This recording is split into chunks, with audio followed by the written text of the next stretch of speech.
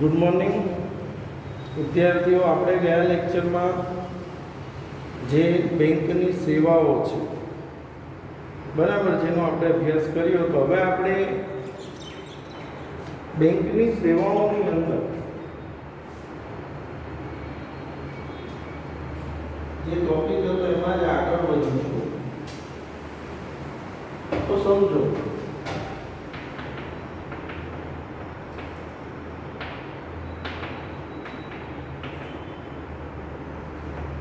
બેંકની સેવાઓ એની અંદર એક આપણે ડ્રાફ્ટ ઇસ્યુ કરવા,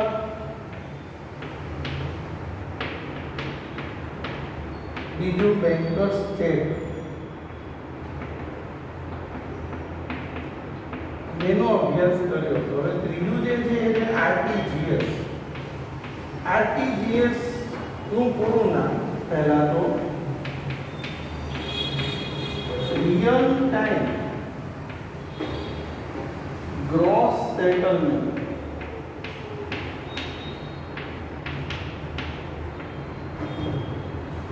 રિયલ ટાઈમ ગ્રોસ સેટલમેન્ટ એટલે કે એક સાથે ઘણા બધા વ્યક્તિના ખાતામાં રૂપિયા ટ્રાન્સફર થાય એક જ સમયે, એને શું કહેવાય? આરટીજીએસ. હવે આરટીજીએસ શું છે, કઈ રીતે થાય છે, એમાં આઈએફએસસી કોડ શું હોય, બેંક કઈ રીતે આ કામ કરે છે, એમાં શું ચાર્જ હોય છે, બધો જ આપણે એમાં અભ્યાસ કરવાનો છે. પણ જો એક વસ્તુ સમજો, તમે આ બેન્કિંગનો પાર્ટ ભણી રહ્યા હો તો તમારે ખરેખર જો બેન્કિંગ વિશે પ્રોપરલી સમજવું જ છે. સાચી આપણે વાંચી તો લેવાના છીએ, પણ તમે પ્રેક્ટિકલી જો એક વખત બેંકમાં જશો અને બેંકના બધા જે કાર્યો છે એના વિશે ત્યાં જઈને બધા એના ફોર્મ જોશો, ફોર્મ ભરશો, આરટીજીએસ એનઈએફટી બધું જાણશો તો તમને વધારે સમજણ પડશે. કારણ કે એનું ફોર્મ શું હોય, એમાં કઈ રીતે ચાર્જ લાગે બધું જાણશો તો તમે ખરેખર આરટીજીએસ સ્વીકાર્યું કહી શકાય. એટલે આ ખાસ સમજવું કે આપણે બેંકમાં જઈને જાણી શકીએ કે ભાઈ આરટીજીએસ શું હોય છે, એનઈએફટી શું છે, એ જાણીશું તો વધારે તમને સમજણ પડશે. તો હવે આપણે આરટીજીએસ શું છે સમજીએ. તો જો આરટીજીએસ સભ્ય બેંકમાંથી નાણાં ભારત દેશની અન્ય કોઈ પણ આરટીજીએસ સભ્ય ધરાવતી બેંક, આરટીજીએસ સભ્ય બેંકમાંથી એટલે કે જે બેંકની પાસે આઈએફએસસી કોડ છે, જે બેંકને સરકારે આ મંજૂરી આપેલી છે એ જ લોકો આ કામ કરે છે. બધી બેંકો આ કામ ન કરી શકે. એટલે શું કહે છે કે આરટીજીએસ સભ્ય ધરાવતી એક બેંકમાંથી આરટીજીએસ સભ્ય ધરાવતી બીજી બેંકમાં જે નાણાં ટ્રાન્સફર કરવામાં આવે છે, આ જે પદ્ધતિ છે તેને RTGS real time gross settlement તરીકે ઓળખવામાં આવે છે. તો જો આરટીજીએસ સભ્ય પદ ધરાવતી આરટીજીએસ સભ્ય બેંકમાંથી નાણાં ભારત દેશની કોઈ પણ આરટીજીએસ સભ્ય ધરાવતી બેંકમાં ફેરબદલ કરવાની પદ્ધતિને આરટીજીએસ કહે છે. આરટીજીએસ સભ્ય પદ ધરાવતી તમામ બેંકની શાખાની ઓળખ આઈએફએસસી કોડ દ્વારા થાય છે. કે આરટીજીએસ બેંક છે કે નથી ની ઓળખ આઈએફએસસી કોડ ઈ થાય છે. હવે આઈએફએસસી કોડ શું છે? જે 11 ડિજિટનો આલ્ફા ન્યુમેરિક સ્વરૂપમાં હોય છે. જે કેટલા ડિજિટનો? 11 ડિજિટ આલ્ફા ન્યુમેરિક. એટલે જેમાં આંકડા પણ છે અને વર્ડ્સ પણ છે. આલ્ફા ન્યુમેરિક શબ્દ સ્વરૂપમાં હોય છે. કેટલા ડિજિટનો? 11 ડિજિટ. જો આરટીજીએસ જે છે એની ઓળખ આઈએફએસસી કોડથી થાય. આઈએફએસસી કોડ એ શું છે? 11 ડિજિટનો આલ્ફા ન્યુમેરિક સ્વરૂપ. IFSC code IDRBT, institute for development research of banking technology. IFSC code છે કોણ આપે છે? તો આઈએફએસસી કોડ છે એ આઈડીઆરબીટી એટલે કે institute for development and research on banking technology Hyderabad દ્વારા ફાળવવામાં આવે છે. આ જે ઇન્સ્ટિટ્યૂટ છે બરાબર છે, આઈડીઆરપીટી જે હૈદરાબાદમાં છે એના દ્વારા આ આરટીજીએસ કોડ ફાળવવામાં આવે છે. રિયલ ટાઈમ ગ્રોસ સેટલમેન્ટ એ ભારતની કોઈ પણ બેંકમાંથી ભારતની અન્ય બેંકમાં નાણાંની ફેરબદલી કરવાની પદ્ધતિ છે. આરટીજીએસ એ શું છે? કોઈ પણ બેંકમાંથી ભારતની અન્ય કોઈ બેંકમાં નાણાંની ફેરબદલી કરવાની પદ્ધતિ. આ પદ્ધતિ રિયલ ટાઈમ એટલે એક જ સમય, તે જ સમય, ગ્રોસ સેટલમેન્ટ એટલે કે વ્યવહાર પ્રમાણે જમા કે ઉધાર થાય, વ્યવહાર પ્રમાણે જમા કે ઉધાર થાય, એ જ સમયે વ્યવહાર પ્રમાણે ઉધાર કે જમા એટલે એક સાથે ઘણા બધા વ્યક્તિના ખાતામાં ઉધાર થાય કે જમા થાય ને એક જ સમયે, આને શું કહે છે? આરટીજીએસ કહે છે. આરટીજીએસ પદ્ધતિમાં ભારતની એક બેંકના ખાતેદારની રકમ ભારતની અન્ય કોઈ બેંકના ખાતામાં જમા કરવામાં આવે છે. આ નાણાંનો રોકડ વ્યવહાર કરવામાં આવતો નથી. આમાં કયો વ્યવહાર ન થાય? રોકડ. એટલે કે તમારે, હું તમને એનું ઉદાહરણ આપું. ધારો કે સ્કૂલની અંદર કામ કરતા 15 શિક્ષકોનો પગાર એક સાથે કરવાનો, તો તમે 15 શિક્ષકો જે છે એમના ખાતા નંબર આપી દો, સાથોસાથ જે ફોર્મમાં જેટલી રકમ થતી એનું ફોર્મ ભરી દો, 2 લાખ 3 લાખ 4 લાખ જે થતું એ ફોર્મ પ્લસ આરટીજીએસ નો બેંક જે ચાર્જ લે એ ચાર્જ ચૂકવી દો અને તમે ફોર્મ ભરી દો અને વિગતો આપી દો કે ભાઈ આટલા વ્યક્તિના ખાતામાં આટલા રૂપિયા જમા કરો. એટલે જેવું તમે એ ફોર્મ આપશો અને એ નાણાં જે વ્યક્તિના ખાતામાં બેંક જમા કરી આપશે એટલે એક સાથે બધા વ્યક્તિનો પગાર થઈ જાય છે. બધાને અલગ અલગ ચેક આપવાની પણ જરૂર પડતી નથી. તો જો આ નાણાંનો રોકડ વ્યવહાર કરવામાં આવતો નથી. આથી ગ્રાહક અને લાભાર્થી બંનેના બેંકમાં ખાતા હોવા જરૂરી. આમાં રોકડા વ્યવહાર ના થાય. એટલે જે વ્યક્તિ ને રૂપિયા ચૂકવવાના છે એનું પણ બેંકમાં ખાતું હોવું જોઈએ અને આપણું પણ બેંકમાં ખાતું હોવું જોઈએ. બંને બેંક પાસે IFSC code, IFSC Indian financial system code, IFSC Indian Financial System Code. બરાબર, ઇન્ડિયન ફાઇનાન્શિયલ સિસ્ટમ કોડ હોવો જરૂરી છે. આરબીઆઈ દ્વારા આરટીજીએસ પદ્ધતિમાં 2 લાખ કે તેથી વધુ રકમ, 2 લાખ કે તેથી વધુ રકમ એટલે આરટીજીએસ કેટલી રકમનું થશે? 2 લાખ કે તેથી વધુ રકમ જમા કરાવવાની સેવા આ પદ્ધતિમાં જે દિવસે રકમ જમા કરાવવાની સૂચના ગ્રાહકની તરફથી આપવામાં તે જ દિવસે તમે કહો એ દિવસે ગ્રાહકના ખાતામાં ઉધારીને તેમણે જણાવેલ વ્યક્તિના ખાતામાં જમા કરવામાં આવે. એટલે તમે જે દિવસે કીધું હોય પગાર આપી પગાર ચૂકવવાનો, ધારો કે 5મી તારીખે, તો તમે બેંકમાં ફોન કરીને કહી દો કે 5મી તારીખે આટલા વ્યક્તિના ખાતામાં આટલા રૂપિયા જમા કરવાના, તો પણ બેંક એ કરી આપે છે. આરટીજીએસમાં 2 લાખથી વધુ રકમની ફેરબદલી કરવામાં આવે છે. આ પદ્ધતિમાં નાણાં મોકલનાર ગ્રાહક પાસેથી કમિશન લેવામાં આવે, પરંતુ ઇનવર્ડ આરટીજીએસ એટલે કે નાણાં મેળવનાર લાભાર્થી પાસેથી કોઈ પ્રકારનું કમિશન લેવામાં આવતું નથી. મોકલનાર પાસેથી જે કહેવાય કે ચાર્જ લેવામાં આવે, પણ મેળવનાર પાસેથી એટલે કે ઇનવર્ડ આરટીજીએસમાં કોઈ રકમ લેવામાં આવતી નથી. બરાબર છે. ત્યારબાદ હવે આપણે જે સમજીએ છીએ કે છે એનઈએફટી. હવે આ બંને આમ જોઈએ તો સગા ભાઈઓ જેવા જ છે.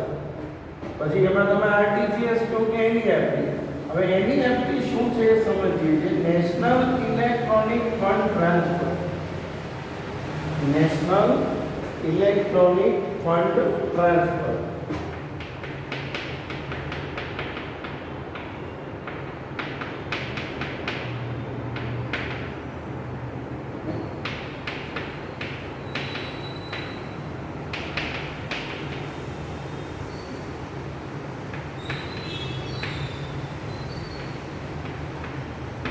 એનઈએફટી. તો એનઈએફટી શું છે સમજીએ. એનઈએફટી મેમ્બરશિપ ધરાવતી બેંકમાંથી ફંડ, એનામાં આરટીજીએસ હતો, એમાં એનઈએફટી.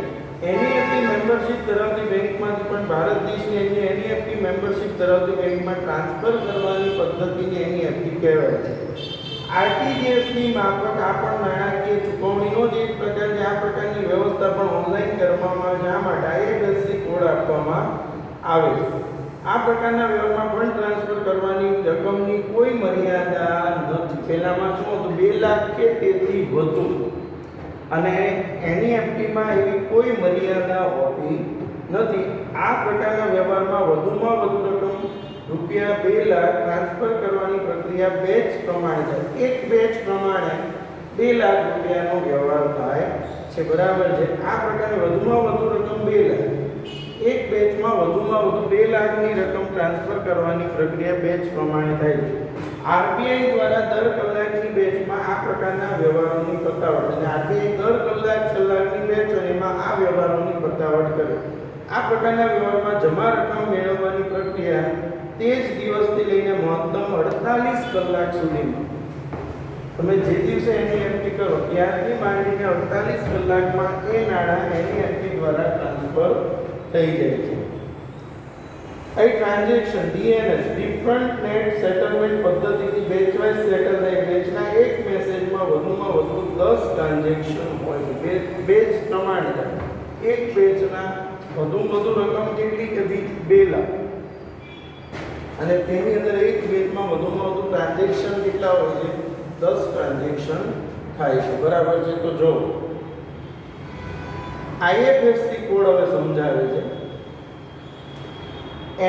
એનઈએફટી સભ્યપદ ધરાવતી તમામ બેંકની શાખામાં ઓળખ આઈએફએસસી કોડ દીધા છે, જે 11 ડિજિટનો આલ્ફાન્યુમેરિક સ્વરૂપમાં આ પદ્ધતિમાં નાણાં મોકલનાર ગ્રાહક પાસેથી કમિશન લેવામાં, પરંતુ ઇનવર્ડ આરટીજીએસ એટલે કે નાણાં મેળવનાર લાભાર્થી પાસેથી કોઈ પ્રકારનું સેમ આરટીજીએસ અને એનઈએફટી સેમ જ છે. પણ પહેલામાં શું હતું, બેચની વાત ન હતી, આમાં બેચ પ્રમાણે થાય છે.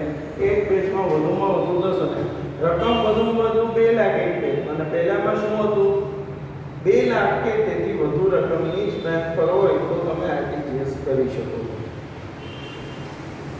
50,000 કેશની એનઈએફટી કરવા કે રૂપિયા 50,000 કે તેથી ઓછી રકમ કેશની એનઈએફટી કરી શકાય છે. તેમજ વોક ઇન કસ્ટમરને પણ એનઈએફટીનો લાભ બધી જ બ્રાન્ચમાંથી મળે છે. એટલે તમે 50,000 રૂપિયા કેશથી પણ શું કરી શકો છો, એનઈએફટી કરી શકો, જે સુવિધા આરટીજીએસમાં હોતી નથી. એટલે આ આપણે 2 મુદ્દાઓ પહેલા તો સમજીએ, કયા બે, આરટીજીએસ અને એનઈએફટી. હવે આપણે બેંક ઓવરડ્રાફ્ટ, બેંકના ત્રીજું અને ચોથું કાર્ય સમજીએ. ત્રીજું હતું આરટીજીએસ, ચોથું એનઈએફટી. હવે બેંક ઓવરડ્રાફ્ટ, બીઓડી શું છે? સામાન્ય રીતે આપણા વ્યવહારો જે બેંક સાથે હોય એના લીધે બેંક આપણી શાખથી પરિચિત હોય, આપણી પ્રતિષ્ઠાથી પરિચિત હોય. આપણી પ્રતિષ્ઠાના આધારે બેંક આપણને આપણા ખાતામાં જે રકમ તેના કરતાં વધુ રકમ ઉપાડવાની જે સુવિધા આપે છે. તમારા ખાતામાં જેટલા રૂપિયા હોય તેના કરતાં વધુ રકમ ઉપાડવાની બેંક જે આપણને સુવિધા આપે છે તેને શું કહે છે, તો તેને બેંક ઓવરડ્રાફ્ટ કહે છે. સામાન્ય રીતે જે વેપારીઓ છે, જે ધંધા રોજગાર સાથે સંકળાયેલા હોય, એમને એમની જે સિઝન હોય, એમનો જે ધંધો છે એની જ્યારે સિઝન હોય, જ્યારે વેચાણ વધે એમ હોય, ત્યારે એક સાથે માલની ખરીદી કરવા માટે ટૂંકા ગાળા માટે નાણાંની જરૂર પડતી હોય.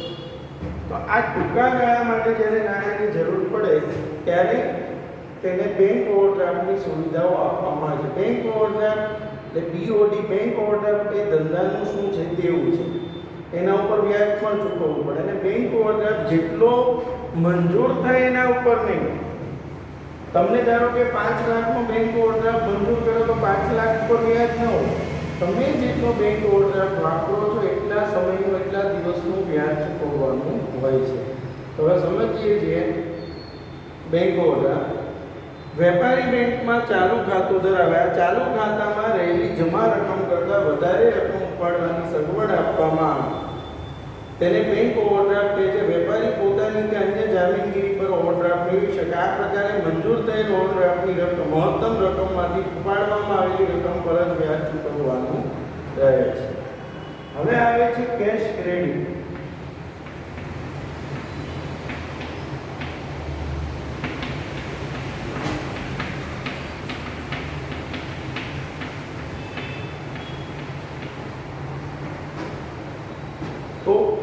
ક્રેડિટ કોને કહેવાય?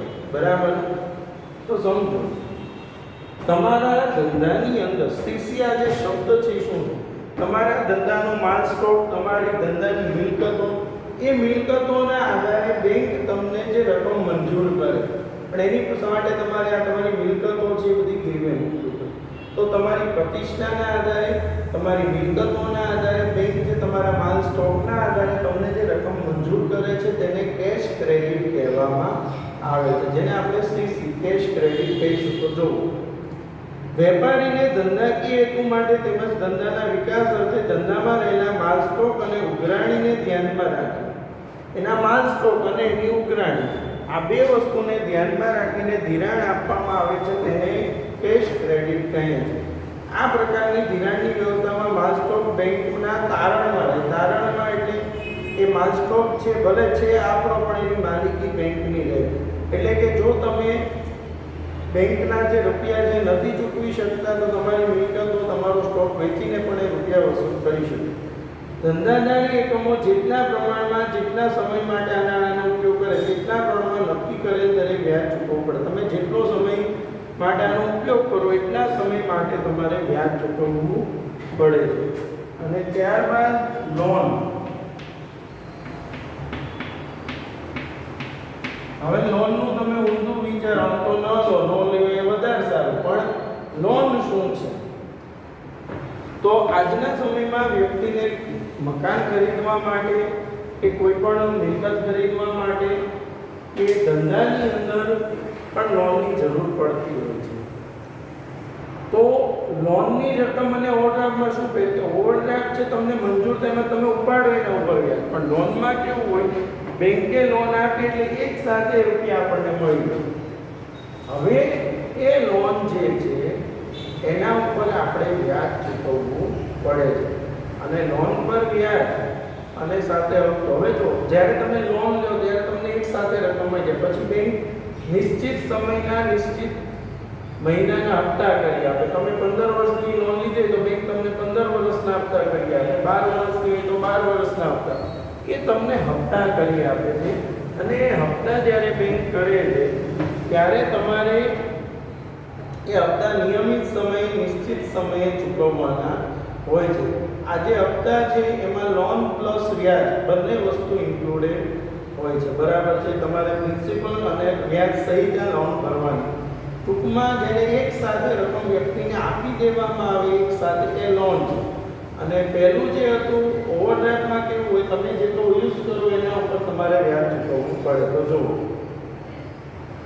બેંકનું મુખ્ય કાર્ય થાપણો સ્વીકારવી અને ધિરાણ આપવાનું છે. બેંક ઓછા દરે થાપણો સ્વીકારે અને વધુ દરે ધિરાણ કરે. બેંક વેપારીઓને અલગ અલગ રીતે ધિરાણ આપે. વેપારીઓની જેવી જરૂરિયાત એ પ્રમાણે બેંક એને ધિરાણ આપે છે. અલગ અલગ રીતે વેપારી છે એને બેંક ધિરાણ આપે. આ રીતે વેપારી કે ગ્રાહકની વિવિધ જરૂરિયાતો જેવી કે મકાનની ખરીદી કરવી, ફર્નિચર ખરીદવું, મકાનનું રિપેરિંગ કરવું, વાહન ખરીદી કે ધંધાના વિકાસ માટે બેંક ધિરાણ આપે છે. મકાનની ખરીદી, ફર્નિચર, મકાનનું રિપેરિંગ, વાહન, ધંધાના વિકાસ. આ ધિરાણ લાંબા ગાળાનું હોય અને નક્કી કરેલ હપ્તેથી અથવા એક સાથે આ રકમ ચૂકવાતી હોય તો તેને લોનથી ઓળખવામાં આવે. આ રીતે આપેલી લોનના નાણાં પરત આવે તે માટે સ્થાવર મિલકતોની જામીનગીરી લેવામાં. જો મિલકતો ગીરવે મૂકવી પડે. તમને લોન સામે બેંકો શું કરે છે? મિલકત ગીરવે રાખે. ગીરવે એટલા માટે રાખે જો તમે સમયસર હપ્તો ભરી શકતા નથી તો બેંકે મિલકતો વેચીને પણ એ રૂપિયા વસૂલ કરી શકે. આવી લોનની ચૂકવણી લોન આપતી વખતે નક્કી થયેલી શરતો અનુસાર કરવાની હોય, અને તમારે નાણાંની ચૂકવણી જે તમે જ્યારે તમે લોન લીધી ત્યારે બેંકે જે તમારી સાથે શરતો મૂકી હોય એ પ્રમાણે તમારે એની ચૂકવણી કરવાની હોય છે. બરાબર છે? હવે આપણે એક ટોપિક આ ચેપ્ટરમાં લઈ લો, ઈ બેન્કિંગ. ઇલેક્ટ્રોનિક બેન્કિંગનો જે આખો કન્સેપ્ટ છે અને બેંકની જે બધી સેવાઓ, એટીએમ, ક્રેડિટ કાર્ડ અને ડેબિટ કાર્ડ. બરાબર છે? જો આરટીજીએસ અને એનઈએફટીનો તફાવત દરેક વિદ્યાર્થીએ તૈયાર કરવાનો છે અને લખવાનો છે. અને બીજું મેં તમને કીધું એ પ્રમાણે તમે બેંકમાં જાઓ, ડ્રાફ્ટ શું છે, લોન શું છે, આરટીજીએસ શું છે, એનઈએફટી શું છે, આ બધું જાણવાનો પ્રયત્ન કરો. બધા ફોર્મ લાવો, એ ફોર્મ ભરો. જો તમે ફોર્મ ભરશો ને તોય તમને ઘણું બધું જાણવા મળશે. બેંકમાં રૂપિયા ભરવા જાઓ, બેંકમાં ચેક ભરવા જાઓ, બેંકમાંથી નાણાં ઉપાડવા જાઓ, આ બધું તમે શીખશો તો તમને આમ ખબર પડશે કે બેંકના કાર્યો કયા કયા હોય છે, મુખ્ય કાર્યો કયા છે અને ગૌણ કાર્યો કયા છે. માત્ર વાંચી લેવું એના કરતાં બેટર છે કે આપણે જઈને એ વસ્તુને સમજીએ તો આપણને વધુ સારી રીતે સમજી શકાય. બરાબર છે. અને તમારે આજે જે ભણ્યા એના આધારે આરટીજીએસ એનઈએફટીનો તફાવત લખવાનો છે, બેંક ઓવરડ્રાફ્ટ વિશે લખવાનું છે, લોન વિશે લખવાનું છે અને કેશ ક્રેડિટ વિશે. બરાબર છે. આ તમામ મુદ્દાઓ છે એના વિશે લખવાનું છે અને એનઈએફટી અને આરટીજીએસમાંથી 10 થી 15 પ્રશ્નો એક માર્ક્સના પણ બનાવવાના છે. આવતા લેક્ચરમાં આપણે હવે આની જે અન્ય મુદ્દાઓ છે એનો આપણે અભ્યાસ કરીશું બેન્કિંગનો લઈને. બરાબર છે. અને ખાસ મેં કીધું એ પ્રમાણે હજી કહું છું વારંવાર કે આ એકના એક જે પ્રશ્નો છે એ તમે લખતા રહ્યો, વારંવાર આના જવાબો લખો તો તમને વધારે સરળતાથી એ વસ્તુ આવડશે. બરાબર છે. ચલો, થેન્ક યુ.